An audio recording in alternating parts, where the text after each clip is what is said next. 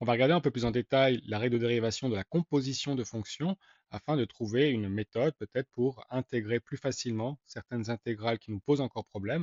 Donc, on va prendre une fonction f qui est continue et on va prendre grand F une primitive de petit f. Donc cela veut dire que grand F' de x va être égal à f de x.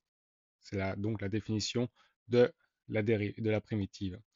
On va essayer, donc c'est la règle de dérivation de la composition de fonctions, et on va essayer de dériver grand F de g de x. Et quand on dérive, si on se rappelle bien notre règle de dérivation, on applique d'abord la dérivée à grand F, qui est faite sur g de x, puis on dérive la fonction interne qui est g. Donc c'est grand F' de g de x fois g' de x, et grand F' de x, vous aurez reconnu que c'est f de x.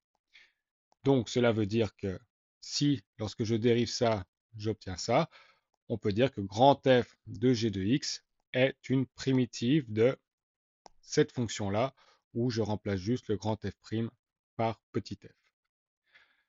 Donc si je tombais sur une intégrale de cette forme-là, f de g de x fois g' de x de a à b, comme on a vu que grand F de g de x est une primitive de toute cette fonction-là, je vais pouvoir écrire que ça correspond à évaluer grand F de g de x entre a et b, et donc je vais pouvoir le calculer.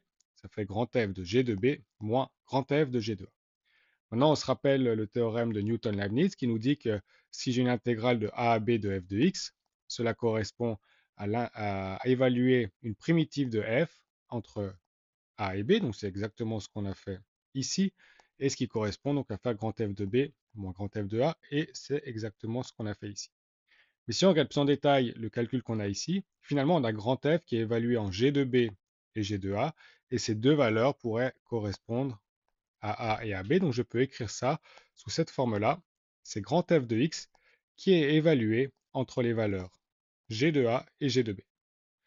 Et si maintenant je dis que cette forme-là ressemble à celle-là, je peux retourner à une intégrale de base qui nous dit que c'est l'intégrale de la dérivée de grand F, donc de petit f, entre g de A et g de B.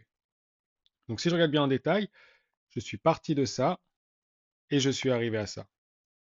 Et c'est un bon résultat puisqu'en fait, on peut se dire qu'on pourrait partir de cette intégrale-là, l'intégrale d'une fonction, effectuer un changement de variable et arriver à cette intégrale-là. On fait juste attention aux bornes qui changent. Ici, j'avais les bornes de A et B, et ici, j'avais les bornes sont G de A et G de B. Mais cela veut dire que A et B sont les préimages de G de A et de G de B par G.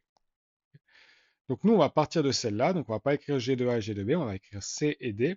J'aimerais calculer une intégrale de C à D de f de x et je vais effectuer un changement de variable. Donc je vais changer le x par une fonction g de x. Donc d'après ce qui est dit là, c'est que la nouvelle que je vais obtenir ici les préimages des valeurs que j'ai ici par mon changement de variable. Donc je vais avoir g-1 de D et g-1 de C. Et puis ensuite, je vais avoir toute cette formule-là qui est f de g de x fois g' de x dx. Et c'est une méthode qui est très avancée puisqu'elle va nous permettre, dans certaines situations, de remplacer tous les x par une autre expression algébrique qui va nous permettre ensuite de peut-être mieux calculer des intégrales. Ce qu'on verra après par certains exemples. Il faut juste vérifier une chose sur G, c'est que comme ici je fais une intégrale, le théorème fondamental nous dit qu'en fait f et g doivent être continus et g' aussi.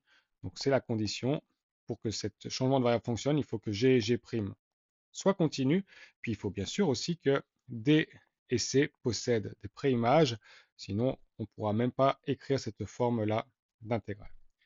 Dans la prochaine vidéo, on va voir deux exemples d'application de ces changements de variables et montrer à quoi il faut être attentif pour le calculer. Et on va voir qu'on peut calculer certaines intégrales qu'on n'aurait pas pu calculer avec les techniques actuelles.